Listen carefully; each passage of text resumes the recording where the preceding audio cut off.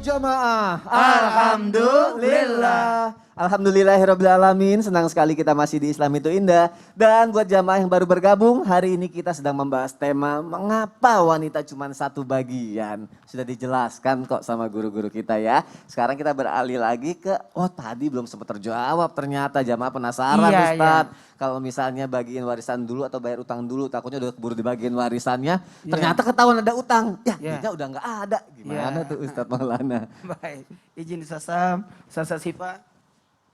Bismillahirrahmanirrahim. Nah, berbicara tentang warisan ini menarik sekali karena ini sesuatu tanda hari kiamat ketika ilmu waris sudah hilang. Sekali lagi, tanda-tanda hari kiamat jikalau ilmu waris sudah hilang dan bisa jadi tanda kematian jikalau ilmu waris sudah tidak diperhatikan lagi atau ilmu syariat. Ini membahayakan, memusnahkan kita. Nah, menarik sekali pertanyaan Mas Sony perihal terhadap yang mana didahulukan. Bayar utang almarhum atau warisan. Jelas pada intinya kita kembali kepada definisi daripada warisan itu adalah sisa atau peninggalan harta orang yang sudah meninggal. Sementara dalam hal ini harta itu bisa jadi tidak dikatakan harta kalau dia masih ada utang. Maka harus memenuhi utangnya dulu diselesaikan. Nah, perihal tentang utang-utang ini kadang-kala tidak sempat dibayar utang karena perihal apa? Kesempatannya atau perihal dia kan tidak tahu, dikiranya masih hidup panjang. Jadi nantilah aku bayar bulan depan. Tahu-tahu meninggal. Maka harta yang sudah ada harus diselesaikan dengan cara apa? Jangan bagi warisan dulu. Karena ingat, tidak hanya harta yang diterima tetapi harus memikul utangnya pewaris. Sekali lagi, utangnya pewaris. Maka ahli waris yang baik berkata, jangan dulu bagi warisan. Selesaikan dulu utangnya orang tuaku. Ingat, utang orang lain saja kita bantu bayarin. Apalagi utangnya orang tua kita. Ini harus diperhatikan. Sebagai bentuk kasih sayang dan bakti seorang anak terhadap orang tuanya. Dengan cara apa? Membantu orang tua. Bukan hanya membantu orang tua dengan meringankan beban. Menghilangkan beban yang sangat berat. Dalam hal ini utang piutang. Ingat, ketika orang punya utang lalu meninggal, maka akan terikat di dalam kubur. Sampai lunasnya utangnya. Maka betapa kasihannya orang tua kita, jikalau nauzubillah semua nauzubillah, punya utang belum dibayarkan, justru warisan yang dibagi-bagi. Ya Allah. Ayo, selesaikan dulu utang piutangnya. Karena kenapa? Kembali saya ingatkan lagi, sebagai bentuk kasih sayang kita kepada orang tua, jangan dulu berebutan warisan. Ayo bantu orang tua dengan apa? Menyelamatkan orang tua daripada lilitan utang. Ini parah ini. Lilitan utang ini. Makanya mohon maaf tanpa menggurui, hanya mengingatkan kadang-kala kita di saat kehilangan itu langsung panik dan sebagainya. Ayo cepat, tenangkan dulu. Makanya alhamdulillah di dalam Islam ada namanya bertakziah. Sampai kenapa ada tradisi takziah sampai 7 hari 40 hari itu bagian supaya keluarga-keluarga itu tidak terpecah belah, bersatu dulu sehingga mudah-mudahan kalau bisa di saat itu kita harus selesaikan utangnya, nasarnya, wasiatnya. Setelah selesai semua barulah kita cepat-cepat atur, catat sebaik-baik berapa bagian dan tidak usah ada berselisih paham. Dan harus berbagi tugas. Kalau begitu aku bagian mencari utang-utangnya ayah. Ini tugasnya anak pertama. Bagusnya anak pertama yang tertua. Nah, aku sebagai yang tertua, aku akan cari berapa utang-utangnya. Bahkan dia umumkan, kalau perlu masih ada mayat. Kepada semua hadirin, kalau ada utangnya orang tuaku, ayo laporan kepada kami. Kami tunggu supaya bisa diselesaikan secepatnya. Dan ingat, semua utangnya berpindah pada saya. Itu mantap itu. Itu mantap. Nah, berkatalah adiknya, kalau begitu kau yang bayar, kami enggak ya, enak aja. Diambil dari harta warisannya. Dan ternyata setelah itu sudah dibagi warisan. Bertanya Mas Sony, sudah dibagi warisan. Maka pada saat itu tiba-tiba ada utang, maka harus sepakat diambil dari warisan itu untuk bayarkan utangnya. Supaya jauh lebih aman dan tidak berselisih paham. Baik, berarti apapun itu kalau namanya utang harus dibayar itu harus sudah dibayar, dibagikan ya. Boleh diambil-ambil lagi dari yang sudah sudah dibagikan itu ya Ustadz Maulana. Iya. Terima kasih Ustadz untuk penjelasannya. Semoga terjawab ya jamaah yang ada di rumah ya. Dan sekarang aku punya tayangan lagi nih. Ingin kuasai warisan seorang ibu gugat anaknya. Kita lihat tayangannya jamaah, silakan. Menggugat yakni seorang ibu bernama Sri Mulyani, 84 tahun, yang kini tinggal di Majalengka, Jawa Barat. Sementara tergugat adalah Ika Wartika, 62 tahun. Kuasa hukum Sri, Asep Rahman, pada Kamis 6 Mei 2021 menjelaskan bahwa Ika sebenarnya bukan anak kandung, melainkan anak angkat yang diasuh Sri dari umur 6 tahun. Dikutip dari tribuncirebon.com, saat itu Sri dan almarhum suaminya merawat Ika yang dianggap sebagai anak kandung dan dibuatkan akta kelahiran. Hingga setelah suaminya, yakni Andi Kurniadi meninggal dunia, Sri kecewa dengan Ika yang tak lagi memperhatikannya. Selain itu, kliennya menggugat Ika lantaran dianggap ikut campur mengenai harta warisan. Padahal Ika sudah pernah diberi warisan oleh Sri sepeninggal suaminya. Oke, kita lanjutkan lagi ya jamaah yang ada di rumah ya. Aku mau nanya sama Ustazah Sifa. Ustazah kan tadi sudah menjelaskan tuh ya perihal pembagian nanti laki-laki segini, anak perempuan segini gitu kan. Atau mungkin ada pamannya atau segala macam gitu kan. Tapi aku kayaknya butuh penjelasan lagi deh. Mungkin aku agak masih kurang paham juga nih. Untuk orang tua suami yang sudah meninggal, istrinya dapat berapa, anak perempuan itu dapat berapa sih bagiinnya sebenarnya? Mohon penjelasannya Ustazah, silakan. Insyaallah Mas Soni, Ustadz Syam, Ustadz Maulana, Bismillahirrahmanirrahim. Para jamaah Islam itu indah yang ada di rumah. Melihat tayangan tadi miris hati kita ya. Karena sudah diangkat, dibesarkan, jadi anak, dipenuhi biayanya, semua dikasih sama orang tua angkatnya.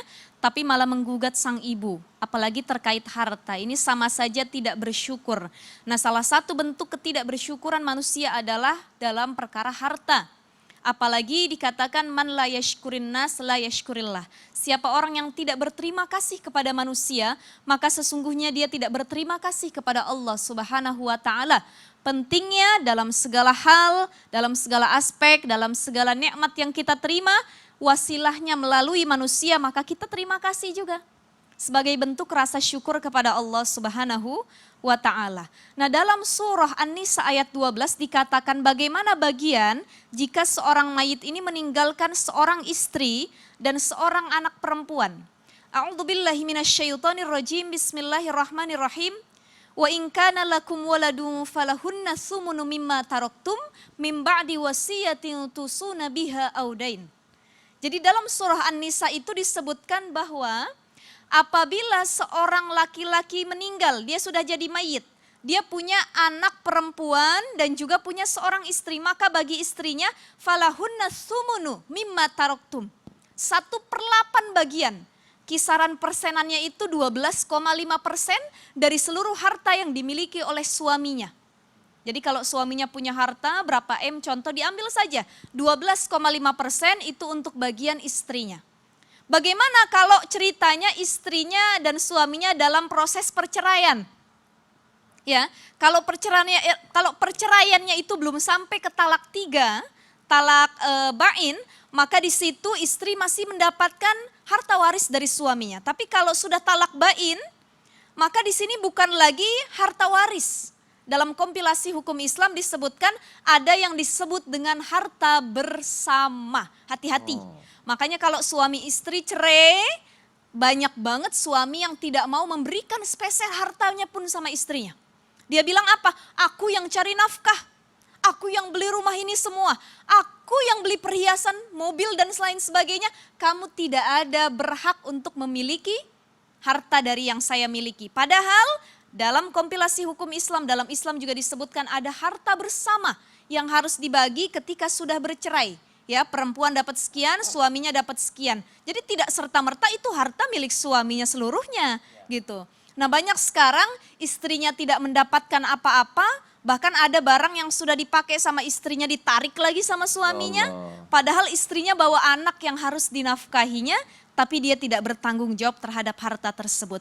Jadi perempuan dalam fikih Islam, dalam surah An-Nisa dikatakan kalau suaminya meninggal dia dapat 1,8 bagian sekitar 12,5%, Dan kalau dia hanya meninggalkan satu orang istri dan satu orang anak perempuan, maka anak perempuannya itu mendapat 2/3 bagian yang sudah saya sebutkan tadi. Ya, makanya pentingnya Masya Allah, walaupun sama saja ya kalau punya anak laki-laki ataupun perempuan. Akan tetapi saya punya guru, suami saya punya guru di mana dia berdoa dulu, ya Allah mudahkan saya untuk punya banyak anak laki-laki, bahkan jangan ada anak satu perempuan sama sekali. Kenapa? Niatnya bukan karena warisan.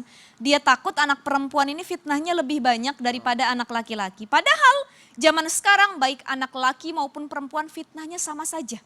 Sama saja, laki juga banyak fitnahnya, betul. perempuan juga banyak Betul fitnahnya. Akan tetapi ternyata dalam Islam, dalam fikih disebutkan kalau kita punya anak laki-laki otomatis tidak akan ada asobah. Dia menjadi penghalang bagi orang-orang lain yang sedang berburu harta orang tuanya. Maka anak laki di sini sebagai penjaga harta bagi dirinya dan bagi saudari-saudari perempuannya. Masya Allah. Seperti itu Mas Soni. Jazakillah khair Ustazah Syifa, terima kasih untuk penjelasannya. Kita belajar pagi hari ini jamaah bukan berarti kita berharap nih ya sama yang namanya warisan ya. Tapi perlunya ilmu ini ya biar itu seperti tidak terjadi pada tayangan-tayangan tadi, banyak konflik atau ricuh ya jamaah yang ada di rumah. Apalagi di dunia modern seperti sekarang ini kan lebih banyaklah hal-hal seperti ini terjadi pada kehidupan kita. Tapi apa benar di dunia modern doang? Zaman dulu ada apa enggak sih? Ini aku penasaran juga nih, aku harus nanya sama Ustadz Syam nih. Kira-kira di zaman Rasulullah ada nggak sih mungkin kisah mengenai, ini kan wanita ya pembahasannya ya. Mengenai wanita yang protes gitu Ustadz Syam ketika mendapat warisan. Mohon penjelasannya Ustadz Syam. Tabi guru Ustadz Maulana, saya Syifa, Mas Soni serta guru-guru kami dimuliakan Allah Subhanahu wa taala. Ba'dan aqul a'udzubillahi minasyaitonir rajim. يا أيها الذين آمنوا لا يحل لكم أن ترثوا النساء كرها. Wahai orang-orang yang beriman, tidak halal bagi kalian mewarisi wanita-wanita. Jadi subhanallah, dijelaskan tadi di awal-awal segmen oleh guru kita Ustadz Maulana bahwa sebenarnya bagi orang-orang terdahulu satu bagian saja itu udah sangat besar. Karena sebelumnya mereka tidak dapat sama sekali sang wanita ini. Dan juga sebelumnya mereka menjadi barang warisan. Subhanallah. Jadi kalau orang tuanya meninggal dunia, istri orang tuanya itu dibagi-bagi ke anak-anaknya. Subhanallah. Allah. Jadi karena istrinya banyak itu dibagi-bagi gitu ya. Kamu dapat ibu yang ini, kamu dapat ibu yang ini. Maka ternyata kalau dilihat di bahwasanya di zaman Rasulullah ada nggak perempuan yang protes? Sebenarnya bukan perempuan yang protes, tapi anak yang protes. Ada seorang anak datang kepada baginda Nabi SAW. Ya Rasulullah, ayahku membagikan hibah. Ayahku membagikan harta kepada saya, hartanya. Maka Rasulullah SAW bertanya, apakah engkau adalah anak tunggal? Maka anak ini mengatakan, ya Rasulullah tidak, saya mempunyai saudara-saudara. Maka Rasulullah mengatakan, bagi rata dengan saudara-saudaramu. Karena saya tidak akan mau jikalau hanya engkau yang mendapatkannya. Nah ini datang kepada Rasulullah. Jadi itu pentingnya ilmu ya. Bagaimana Rasulullah mendidik para sahabat untuk tidak berebutan harta. Mereka malah merasa janggal gitu kalau misalnya dia doang yang dapat gitu. Ada lagi datang ya kepada Rasulullah SAW. Ya Rasulullah ini ibuku mau bagikan harta. Tapi ternyata diberikan kepadaku bagian lebih banyak. Sedangkan saudaraku tidak mendapatkan bagian lebih banyak. Dapat juga sih tapi sedikit. Apa kata Rasulullah? Saya tidak mau menjadi saksinya. Ya boleh-boleh aja tapi saya tidak mau menjadi saksinya. Artinya tidak ada keberkahan di dalamnya ketika ada perlakuan tidak adil di dalam pembagian harta ini. Karena efeknya sangat panjang subhanallah. Efeknya panjang. Warisan itu kadangkala nominalnya kecil, setannya gede. Nominalnya kecil, setannya sangat gede. Jam dinding bisa jadi masalah seumur hidup, jam dinding. Subhanallah. Atau kursi meja makan itu bisa jadi perkara seumur hidup. Ada seorang anak, akhirnya orang tuanya meninggal dunia, sudah dibagi. Akhirnya dia datang bertamu dengan saudaranya. Hari lebaran bertamu saudaranya. Dilihat jam, perasaan ini jamnya ibu deh dulu deh. Ya Allah, kalau jam dindingnya saja ada di sini, apalagi perhiasan emasnya, kayaknya dia ngambil juga. Setannya gede, padahal cuma jam dinding doang, tapi suudzonnya jadi panjang. Kayaknya dia juga yang ngambil gelangnya ibu, kayaknya dia juga yang ngambil cincinnya ibu. Kayaknya harta rumah yang dia tempatin sekarang ini tanahnya mungkin tanah yang dia ambil dari bagian ibu. Maka subhanallah setannya gede. Maka para ulama kita menyarankan, jikalau ada yang meninggal dunia, jangan terlambat untuk membaginya. Dan sebelum terlambat ajarkan anak-anak kita pembagian warisan sesuai syariat Islam. Mungkin para orang tua tanpa bermaksud menggurui atau mengajari, ada anak yang lebih disayang, lebih berbakti. Tapi itu bukan berarti kita lebih banyak memberikan kepada anak itu dibandingkan anak yang lain. Tidak boleh, tetap harus sesuai dengan syariat Islam. Diajarkan sebelum meninggal dan sarang dari guru-guru kita setelah meninggal dunia, jangan lama baginya. Kalau perlu masih ada jenazahnya dibagi warisannya. Kenapa? Karena di situ masih pada sedih. Belum pada mikirin dunia. Masih ingat mati semuanya. Kata kakaknya yang pertama, ngapain kau bahas-bahas warisan, ambil aja semuanya. Kata adiknya yang kedua, janganlah kak, kakak juga butuh. Ya, jadi Allah. saling mengasihi gitu. Ya. Janganlah di depan ayah, aku kasihan lihat kamu dek, kamu masih kuliah. Ambillah bagianku dek. Maka subhanallah dibagi-bagi, kenapa? Karena masih ada rasa kasihan. Tapi kalau udah lama, Ya. setannya semakin gede. Ya Allah, bener juga ya warisan tuh kadang nominalnya kecil, setannya besar. kan? Setannya gede. Setannya gede. Kadang se-fitness-fitnessnya badan kita tetap kalah gede sama godaan setan Hai, itu ya. fitness-fitnessnya. Terima kasih Ustaz Ya. Syam untuk penjelasannya, Masya Allah. Jamaah, aku mau izin dulu nih sama jamaah, juga mau izin sama guru-guru kita nih. Sebentar ya guru-guru, aku mau ketemu sama bintang tamu, kita udah datang. Eno Lerian ada di Eno situ. Lerian? Iya. Kan Dubi-dubi dam-dam. dubi-dubi dam. Sebagai tuan rumah kan harus beramah tamah dulu ya. Aku samperin sebentar nggak apa-apa ya. Ustadz Maulana, Ustadz Syamil, Ustadz Jasifa ya, bentar ya. Jamaah bentar ya. Maaf, pamit dulu bentar. Assalamualaikum Eno. Udah lama banget kita nggak ketemu ya. Kamu kenapa kok lemes? Lagi kurang fit ya? Waalaikumsalam Sony. Aduh iya banget nih, akhir-akhir ini aku sering banget lemes. Nggak kayak biasanya. Terus jadi takut deh, apalagi dengan kondisi seperti sekarang kan. Aduh, jangan-jangan kamu kekurangan vitamin D. Coba deh kamu minum ini. Sakatonik Aktif D3 1000. Apalagi ya di saat pandemi Covid seperti ini, penting banget memenuhi kebutuhan vitamin D agar terus tetap fit. Dan kita juga melakukan banyak aktivitas di luar rumah, ini wajib banget minum Sakatonik Aktif D3 1000. Selain tepat dosisnya untuk diminum setiap hari, cepat diserap oleh tubuh sehingga kebutuhan vitamin D dalam tubuh kita tercukupi. Dan praktis, ini tabletnya tuh kecil, tidak lengket dan gampang ditelan. Masya Allah. Nah, tapi Sakatonik Aktif D3 1000 ini aman nggak sih dikonsumsi berbarengan dengan vitamin lainnya? Terus, mudah dicari nggak di toko obat lainnya? Kan masa pandemi seperti sekarang ini cukup sulit ya mencari vitamin seperti ini. Ya, nggak usah diragukan lagi kalau yang ini. Sakatonik Aktif D3 1000 ini selain aman dikonsumsi untuk sehari-hari, ini aman juga dikonsumsi berbarengan dengan vitamin lainnya. Yang paling penting ya, ini bisa dibeli di apotek, toko obat, supermarket atau minimarket terdekat. Dan juga di e-commerce. Wah seriusan? Iya. Waduh, habis ini aku akan borong banyak deh. Dan aku akan ajak seluruh keluarga aku untuk minum Sakatonik Aktif D3 1000. Oh iya, kemarin aku juga sempat baca loh bahwa 5 dari 10 orang di Indonesia banyak yang kekurangan vitamin D. Terutama di kalangan wanita, ibu hamil, dan pegawai kantoran seperti aku. Betul banget, padahal vitamin D ini mendatangkan banyak manfaat loh. Salah satunya adalah menjaga daya tahan tubuh tetap fit. Kalau mau tahu informasi lebih lanjut, bisa follow Instagramnya di sakatonikaktif.id. Sakatonik Aktif D3 1000, insya Allah sehat sepanjang hari. Alhamdulillah. Jamaah jangan kemana-mana ya, setelah ini kita akan ada muhasabah dan berdoa bersama. Tetap di Islam itu indah. Jamaah, oh jamaah, Alhamdulillah. Masya Kamu harus Allah. langsung minum ini biar fit lagi badannya. Iya ya, aku akan borong setelah ini.